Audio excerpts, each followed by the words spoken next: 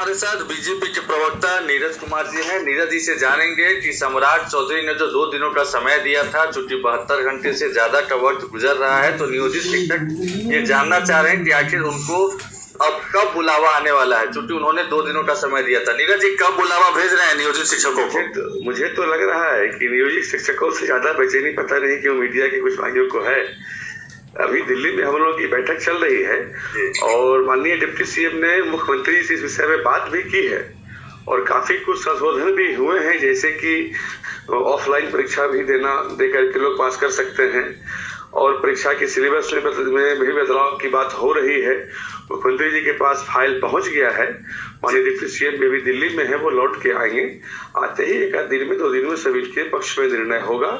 घबराने की कोई जरूरत नहीं है। उन लोगों से हमारी पार्टी के लोगों ने अपील भी किया है कि वो अपने शिक्षक अपने काम में लगे और हर फैसला उनके हक में होगा। उनकी नौकरी भी नहीं जाएगी, यह भी मोटा मोटी तय हो चुका है।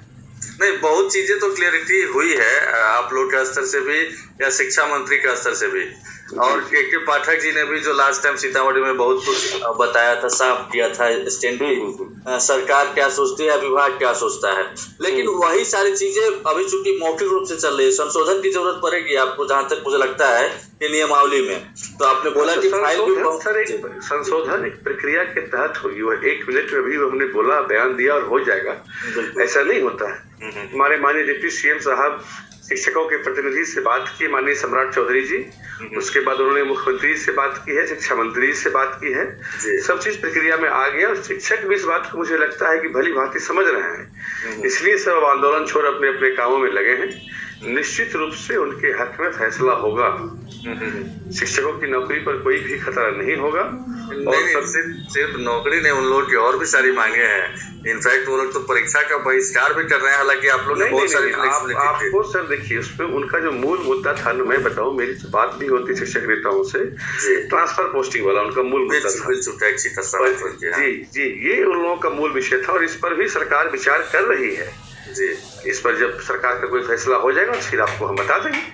अच्छा, लेकिन मुझे विश्वास है कि फैसला उनके हक में ही होगा, ये मुझे भरोसा है। मतलब ऐच्छिक स्थानांतरण वाले में भी नियोजित शिक्षक जैसा चाहते हैं, ऑलमोस्ट आप में फैसला होगा, क्योंकि तुम इस पर बयान भी आ गया माननीय मंत्री जी का, महिलाएं हैं, ये उनको घर से दूर दिक्कत होती है, सरकार इन सबका ख्याल रखेगी।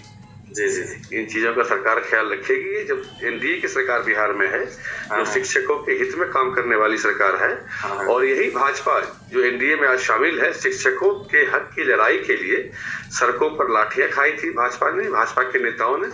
हमारे अध्यक्ष सम्राट चौधरी जी पर स्वयं लाठियां चली थी, डिप्टी सीएम विजय सिन्हा जी पर लाठी चली थी, हमने अपने साथी की जान भी गंवाई है। तो हमें इसका एहसास है और थोड़ा सा धैर्य रखिए। बस इसीलिए उम्मीद भी नियोजित शिक्षकों को आप ही लोगों से सबसे ज्यादा है, और अब तक वो लोग डिसअपॉइंटेड थे, क्योंकि कोई वार्ता ही नहीं करता था। मुझे लगता है कि अब डिसअपॉइंटेड वो नहीं है जी। अब उन लोगों में आशा, हम लोग भी लगे हैं, जहां तक संभव होगा पूरा प्रयास करके हमारे माननीय डिप्टी सीएम उसको पूरा करने का प्रयास कर रहे हैं, करेंगे। मतलब अगला 1 से 2 दिन निर्णायक हो सकता है, क्योंकि आज लौट रहे हैं सम्राट चौधरी जी। मुझे उम्मीद है कि मतलब जितना जल्दी हो सके इसमें फैसला लेके, उनके पक्ष से फैसला लेके किया जाएगा। चलिए, बहुत बहुत धन्यवाद। तो दोस्तों, आपने सुना कि जो पत्रकार आशुतोष मिश्रा जी हैं, उन्होंने देखिए यहाँ पे नीरज कुमार जी से वार्ता की है, जो कि बीजेपी के प्रवक्ता हैं। स्पष्ट रूप से जो बात है वो बिल्कुल सामने अब आ गई है कि भाई जो आपके उप मुख्यमंत्री जी हैं वो लगातार प्रयास कर रहे हैं शिक्षकों के लिए, और जल्द से जल्द आपको बड़ी गुड न्यूज़ जो है वो मिलने वाली है।